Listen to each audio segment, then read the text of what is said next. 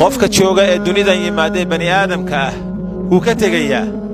waqti koobanna wuu joogayaa kullu nafsin daa'iqatul mawt naf waliba maxay dhadhaminaysaa geeri bay dhadhaminaysaayoo god bay gelaysaa wax alla wixii ay naftaasi haysatayna way ka hulleelaysaayoo naxash baa lagaga qaadaya sidaa awgeed baa rasuulka calayhi salaatu wasalaam malagu jibriil baa maalin u yimid yaa muxammad cish maa shi'ta fa innaka mayit wa axbib man shi'ta fa innaka mufaariquh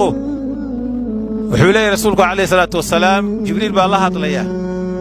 yaa muxammad cish maa shi'ta fa innaka mayit muxammedow intaa doonta noolow kii dhinta oo god gala oo geeriyooda unbaate wa axbib man shi'ta fa innaka mufaariquh ciddii aad doonta dunidan jeclow oo waalid leh